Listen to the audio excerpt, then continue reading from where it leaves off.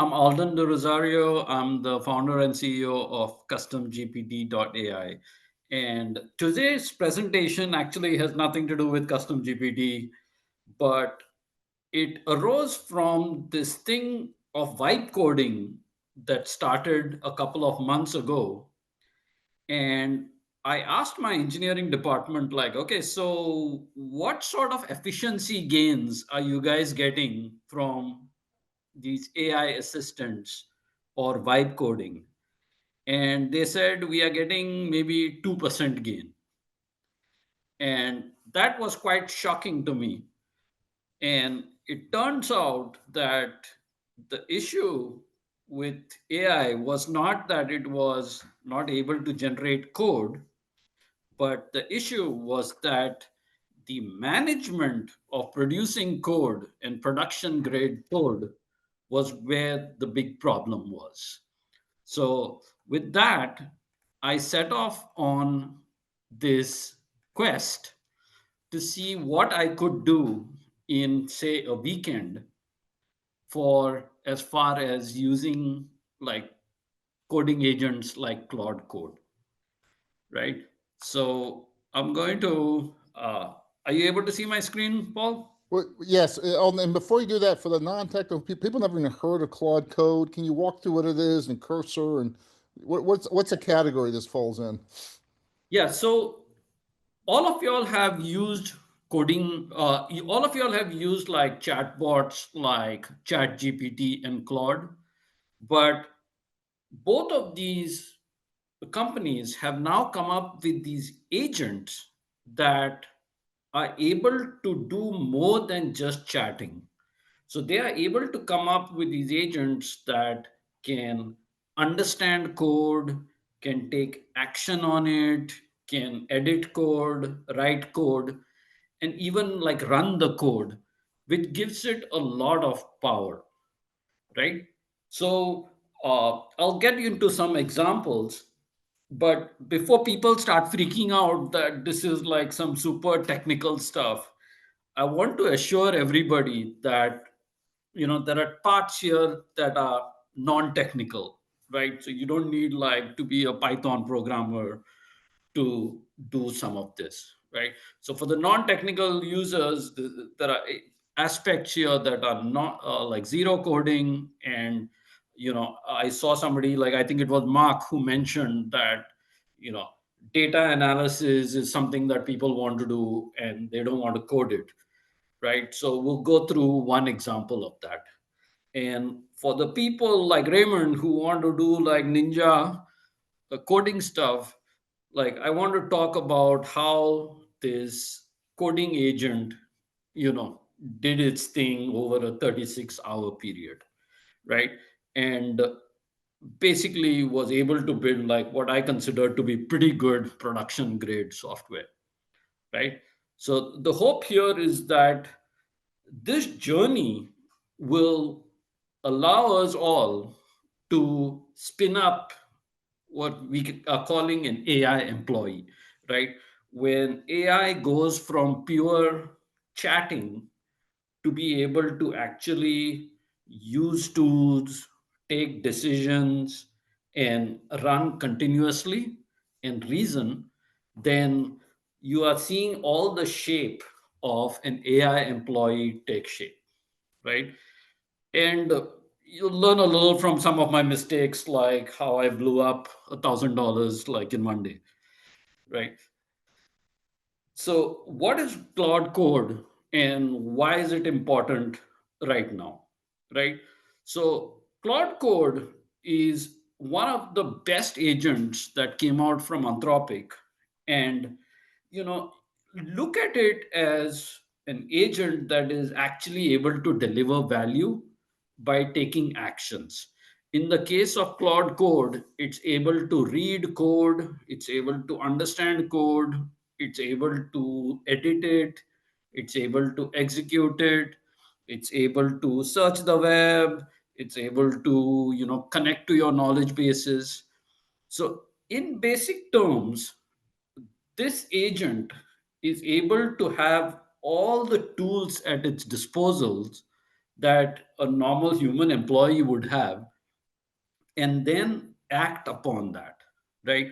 So it initially started about 6 months ago when it was purely a coding agent, right? You all heard all the noise around Cursor and Lovable and all these, you know, coding assistants that were like dishing out apps like crazy, right?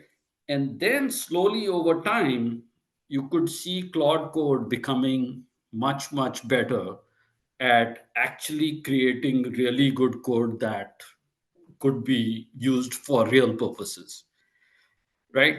And the other thing that came around is that Anthropic came up with this protocol called MCP, which is sort of like the AI version of API calls. So that added a lot of power to the tools and to the tools that are available to the AI agent, to act on, right? And while this whole discussion is about Claude Code, and I'm using that as the main example because it is by far the best of the coding agents. Sorry, you would have seen Paul talk about like how Anthropic like rules that space, right? Each person has their own favorite. So OpenAI fans can use something called Codex, Google fans can use Gemini CLI, and some people just love to use Cursor and GitHub directly too, right? So whatever is your favorite, you can use that. It's the concept that matters more than the exact tool at play, right?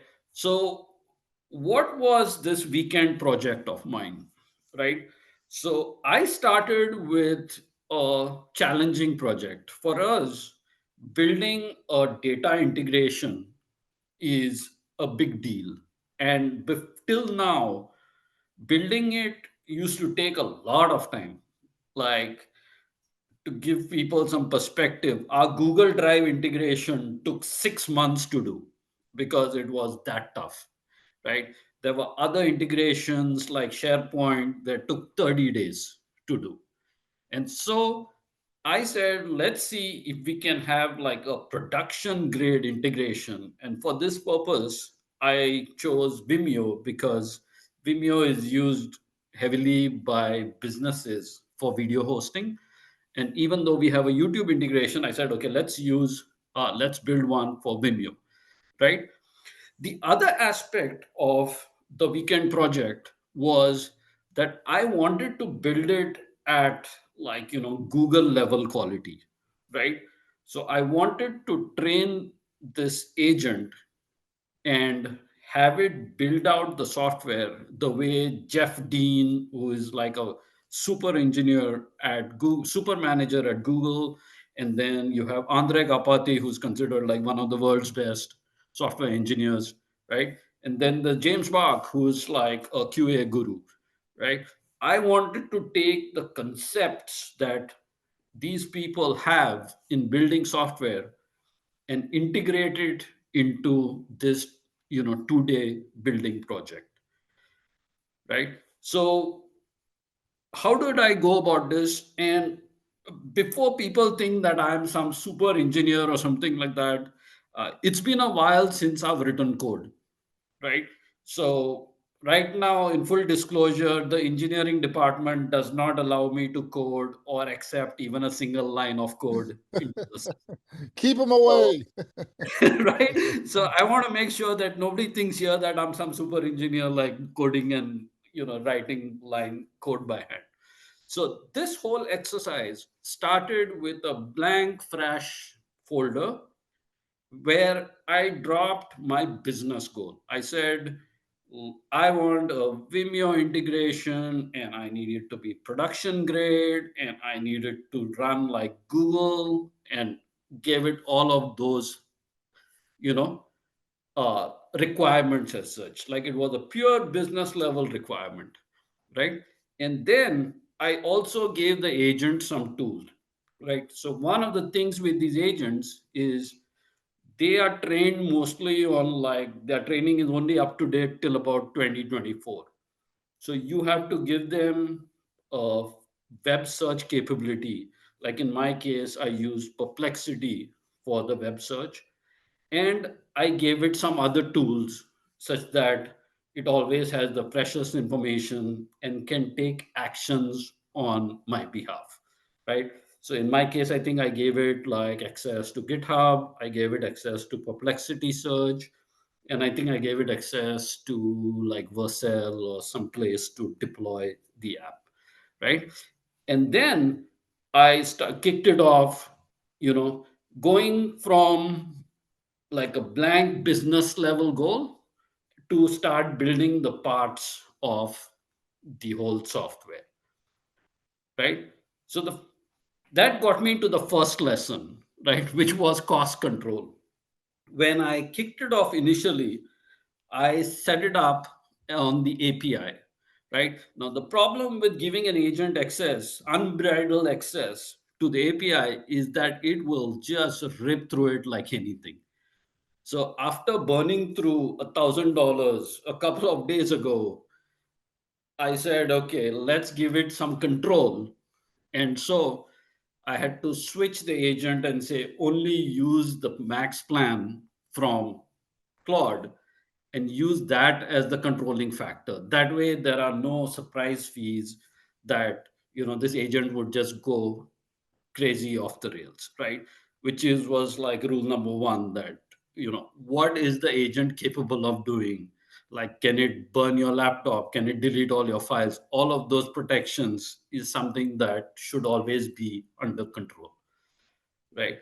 The second lesson was the one that a lot of people learned very painfully.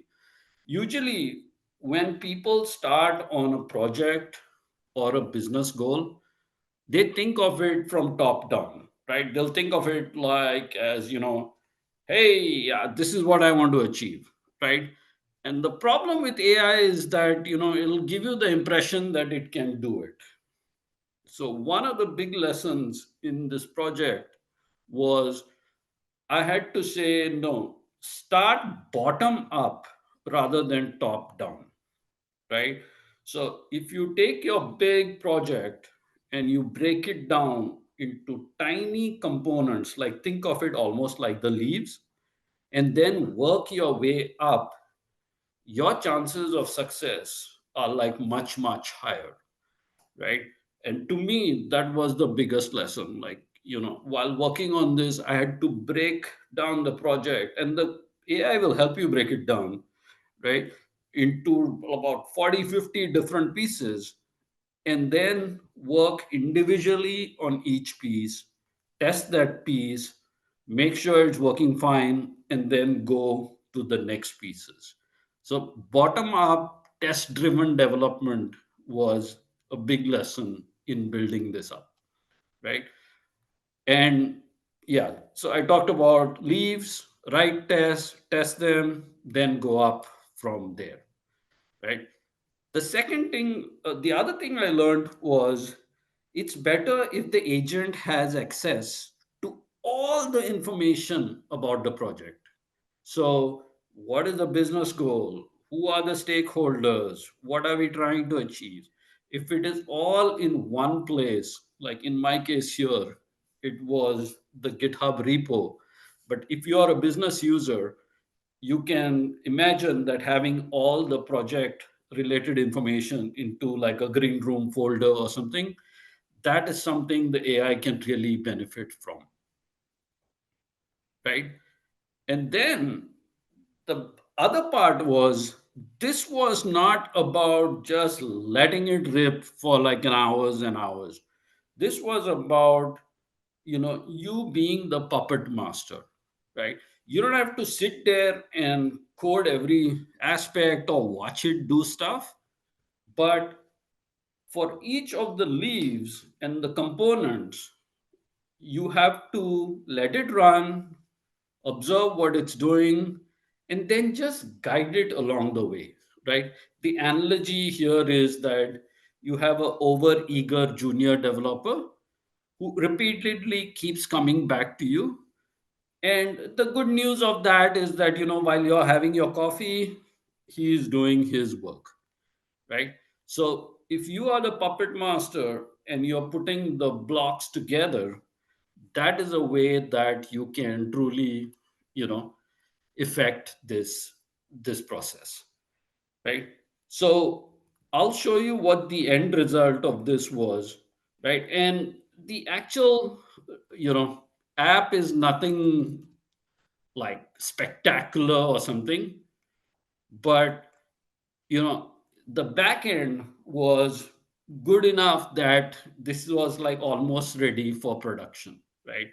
I gave a Vimeo channel here, and it, you can see it pulled out the videos, and it has the transcripts and all the data required to be a good uh, data ingestion system, right? So I'll just continue with, right? So now there was another example I think that Mark had given, right? So we'll move on to a different one. Like, so if you're a business analyst, a business person who doesn't code, you might be wondering, like, okay, why do I care for these agents as such, right? So I'll show you another example, right, where I had this need for a data analysis, right? And what, look at the task here. The task is take 24 months of my OpenAI invoices and identify what the spending trend was, what the flag anomalies were, and any sort of summary and optimization, right? Now, doing something like this would have taken like hours and hours, and it's almost like impossible to do manually. All of these invoices are in PDF format, and there's no way that anybody can do it manually. So, what so to do something like this, see how easy this was. I took the I took all the invoices and plopped them into like one folder, right? So here you see like 24 invoices that are plunked into a folder. And then all I had to do was show ask one single question in the agent. Can you please analyze the invoices and tell me the trend over the last 12 months? That's it. And it went, read the folder, found what it had to do, wrote some code, generated some CSV files, and then give me like this big report, like, here's what you spent, here were the tokens consumed, you know here is your analysis for the last couple of months. And I could have then followed up with like other stuff, right? I think I told Paul that we just crossed 1 trillion tokens after this analysis was done. So Alden, I yeah. think you have a question from Michael Novak. Oh, okay, sure. Yeah. So I don't mind. Do you mind if I ask now, or should I wait till the end? No, you can ask now. That's fine. All right. So I was impressed by this last little report you showed. Did you do any sort of auditing to see if it was hallucinating or the data was in line? The data was in line because one of the things is I know how much I spend, so I ran the back math on that, and Okay. that's how I knew that it was in line. All right. Thank you. Well, Yeah, what I otherwise heard there was that would have experts still in the been loop. Experts still in the yeah, loop, right? Yeah. yeah. So, and it generated a CSV too, so I was able to like sum it up that way too. Cool. Oh, and I think we interrupt your flow. Yeah, So was that the end? So you had a data analysis need, you used the tool and it came up with it? correct. Yep. So, as far as data analysis, dump it into a folder, kick off the tool, and then the tool will, be able to do the stuff. And as long as you're giving it access to, some form of web search or giving it access to write code, then it should be able to do it, right? So these were like two examples. I think somebody mentioned they were in the content business. So a couple of days back, I wrote another AI employee that was is able to look at what's happening on Reddit and then create content and push it to my WordPress site, right?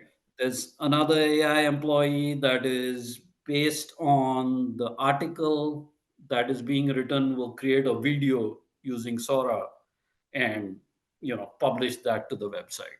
So a lot of these workflows are now starting to become possible because of the agentic aspect of these tools. That's great. Alden, you want to open up for questions? Yeah, Okay. so that was my last slide, Okay. and we can take it. I think I Fantastic. stopped sharing, right? Fantastic presentation. While we wait for questions, please answer. Finish up the first part of the story on the integration of Vimeo. So you weren't allowed in the engineering department. You went off and did it. Have you brought that code over to them? Do they get inspired by it? Are they rewriting it themselves? Is it already plug and play? So that part I will now push because the code is now like 95% done. Yeah. From my perspective, like as a product manager, it is such an easier lift for me to push it now into engineering, right? Yeah. Because otherwise the problem becomes that previously product managers and CEOs, they would have these grand ideas, and then engineering would push back saying, okay, this is going to take 3 months and we need to reprioritize the roadmap and all of that. And now with this, I'm like, okay, it's like 95% done. Like, tell me why we cannot push this out in like 48 hours. Yeah. So it changes the economics of like software production. You just sold me right there. That's fantastic. What Yes. sold you, Scott? Oh, the ability to just take an example that's running code to your engineering team and be like, how about this? Yeah. Yeah, Yeah. Good. totally. And then we'll go to Joyce. So I was curious about the AI employees and spinning up AI employees. Are you considering this as like your junior software developer, or are there other employees that you're doing this as a substitute? Oh, yeah. So I have like about 5 different that I have kicked off right now, right? The one that I think most applicable to the one that you were talking about is content creation, right? Uh, that one, what I wanted to do was I wanted to understand what's going on Reddit for our niche, and then based on the signals on Reddit, how to create like high quality content that is almost ready to go for publishing. Right now, needless to say, I won't just dump something on my website, but this pipeline is like 95% done, such that the human can come in and do that last 5% before publishing onto the website, right? And it's Mm. continuous. It is, as fresh things happen on Reddit, our website can have the equivalent content generation as such. So, like Mm. that, there are a lot of other content flows, like stuff happening in our help desk should be translated to our documentation. Stuff happening in our engineering should be translated to our documentation. Those are the types of flows where the AI employees really come into play. And are you seeing it replace actual employees yet, or just kind of like giving you extra employees that you wouldn't have had? Extra. To give you an example, uh, I had like 2 people on my support desk, right, about 12 to 18 months ago. Now I have half a person on my support desk, and our customer volume has more than tripled, right? So Mm. that those remaining 1.5 employees are now doing bigger, better things. Like one of them is handling a different program of mine, another one is handling like a big solution engineering function. Yeah. So, in our case, we didn't have to like reduce anybody. Like we are in growth mode. So Mm. I took the 2 employees and made them into essentially 20 employees and spread them across the organization. Yeah. And so it's because you're in a growth mode, Alden, you avoided some hires. So you didn't shoot people. You just didn't need to Absolutely. hire as many people. Yeah. Yeah, Absolutely. Like last year, we were around 30 to 40 employees. Mhm. And I thought that by now we would need to be like 100, 150. Yeah. Instead, we are at 30, and our company has grown like 3 to 4x since last year, Mm. right? So Yeah. there's no need to, just like tack on more employees that are doing like boxed stuff. Yeah. That's great. Go ahead, Joyce, and then Matt. Well, first of all, thank you very much, Alden, for sharing. I know we exchanged some comments on LinkedIn as well. Super happy to be on this journey together. I just want to make two quick comments and also suggestions, and happy to exchange learnings offline. So one is I do feel the new skills launched by Claude is a useful way to limit the amount of context you give to each agent. So for example, if the task is more about merging some of the email that you got, then you don't have to tell the Claude agent too much context from maybe a week ago. Sorry, that's my dog. So that actually makes the agent perform Yep. better and more efficiently. The second thing is I do feel my experience using Claude Code. By the way, someone asked if it's separate from Cursor. You can use them together. My experience using them to build a production code actually launched in my client domain is I actually spend more time connecting and verifying the data that come into whatever you built. So don't underestimate the integration work.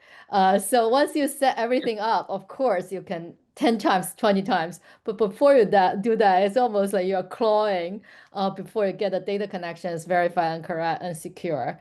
Just want to share that. Correct, Thank correct. you. So if you notice, like in my presentation, I had talked about these sub-agents like Jeff Dean and Andre Kapati. Those sub-agents have now been standardized using skills. So Claude realized the importance of sub-agents and now made them skills, right? Which for us is really nice because whatever we are working on, we'd rather have the best of whatever is required for that, right?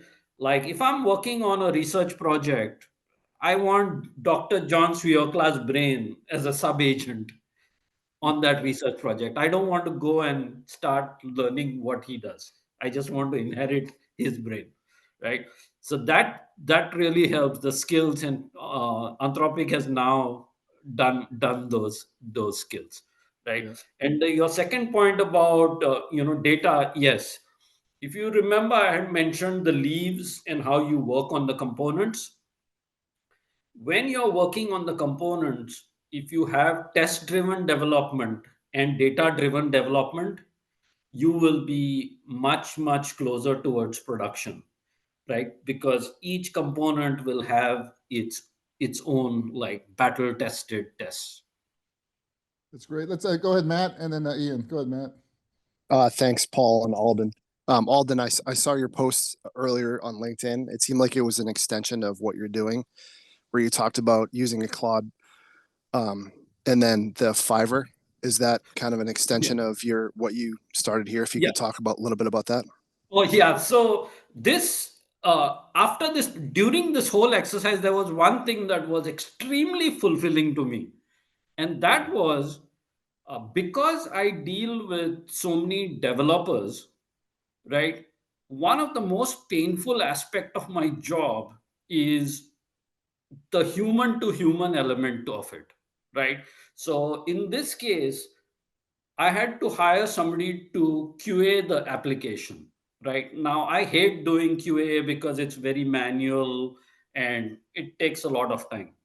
So I said, let's hire the person on from Fiverr, but then it creates a different problem, which is now I have to manage the guy, right?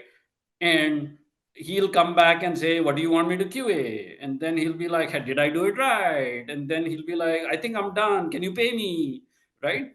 So these are extremely irritating things that from a management perspective, like literally if you add these like 30, 40 times, they can like burn you out. So in my case, I said, what if I have AI manage this guy, right? So before I hired him, I had the AI create an exact spec of what I wanted QA'd and exactly what he's supposed to do.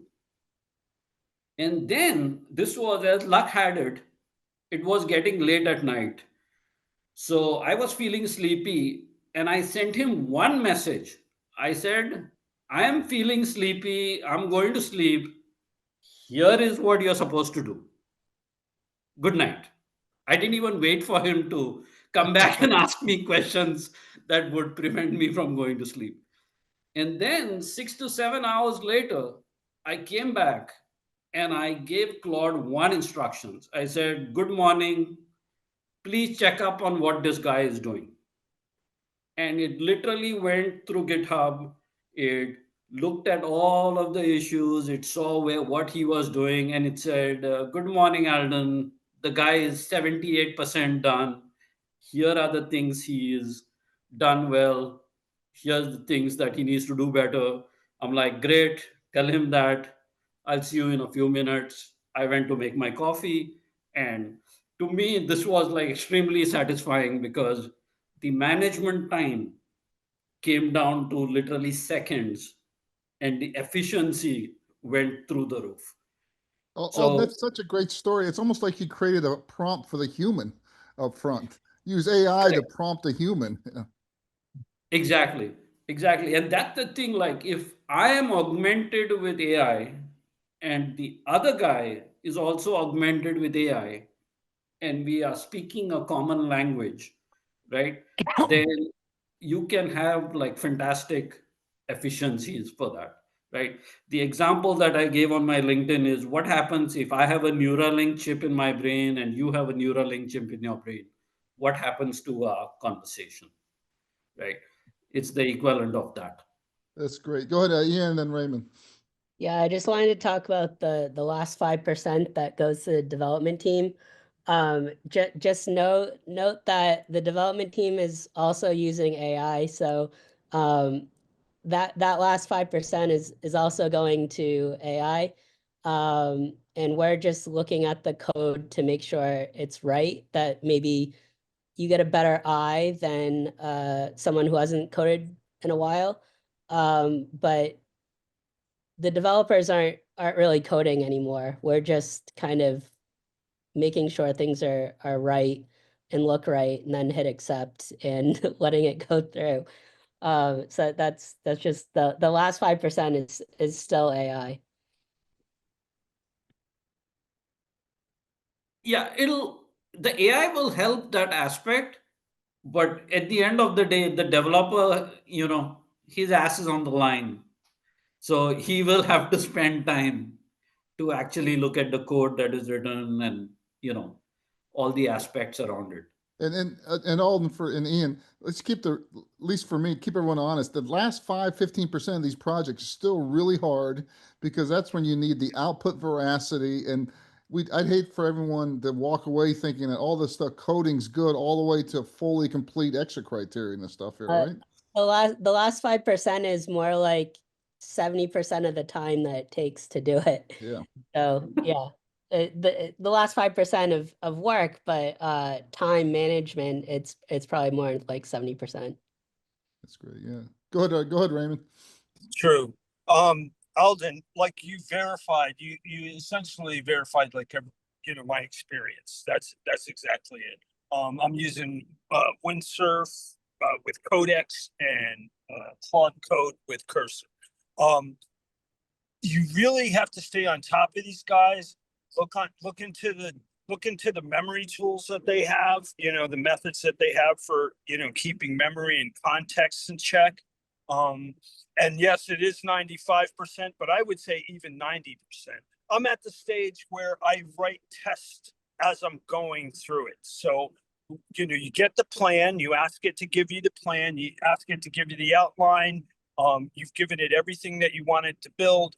And then as you go through each section, you test that section before. It's test-driven development. It's the same thing. It really hasn't changed from software engineering, because even when we were building stuff, you know, we always, as developers, got to 95%. There was always that last 5% that you had to deal with. And that hasn't changed. It may have increased a little bit because it's AI and, you know, it doesn't always abide by your wishes. But excellent presentation. Thank you very much, Alden. That was cool. Thanks for validating that. Yeah, the TDD is a big thing. And to me, like just emulating these grades, right, is really helping. Like, you know, I'm not some great engineering manager or something, so I might as well just borrow Jeff Dean's brain and, you know, have him structure my project for me. Yeah. That's great. Go ahead, David, and I got one last question. Yeah, all I wanted to say, yeah, Alden, very much enjoyed it. Thank you. Also wanted to say too that, you know, refactoring is always a pain in the butt, and the AIs can often be quite good at that. And what's nice about that is it's definitely worth doing that, because it makes the code much more understandable to a person, but also the AI understands it better, and it's much less likely to screw up something that has nothing to do with what you asked it about if they're well refactored. So I just wanted to throw that in. Yeah, totally. And because all the information is right there in the repository, right? The AI is able to come back and refer to it.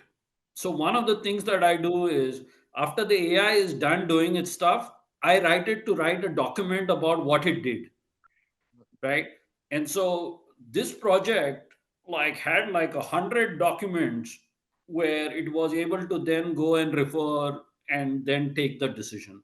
So, you know, what you're doing is you're telling the AI to write documentation for its future self, such that it can then come back and read that documentation.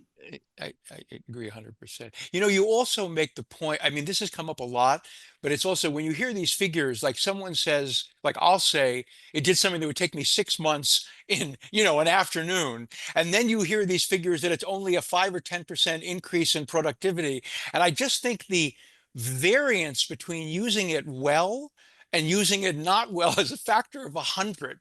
You know, so it's just interesting. Yeah. Alden, let's do one other question. I want to open mic. Alden, let's go back 12 months ago, kind of where you were lurking. You've been through now. Where are we going to be if we do the same call 12 months from now in the future here? If you ask me, like, so 12 months ago, this Vimeo project would have taken me about 30 days and would have cost maybe around like 5 to 10,000 if I had to use like Upwork resources, right? Uh, if I had to use Upwork resources for this, I would have given the person 48 hours and maybe $500, right? I have a feeling 12 months from now, at this way speed is things are going, something like this could probably be done in 1 or 2 hours, right? And done like much more independently.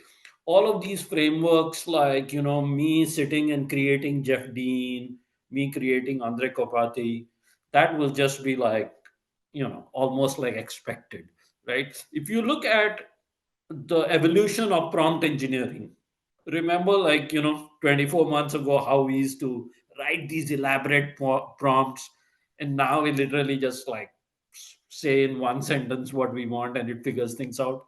So I have a feeling that software development could, you know, some of these frameworks could come into play. Really great. What a fabulous presentation. This really is a peer into the future, a peek in the future here. Last 2 or 3 minutes. So thank you, Alden. So let's thank you. Appreciate that.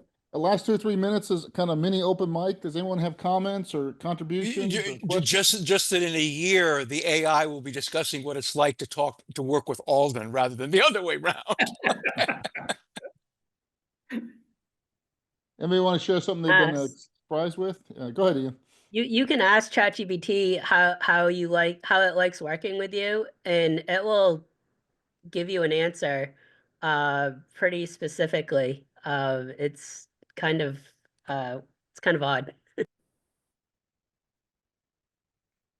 Well, good. Well, last call. Well, great. Well, let's, guys, I really enjoyed. This is a great learning environment for us Gen AI addicts out there. This is a really important part of my week, and I hope it's part of your week. And let's keep the learning going.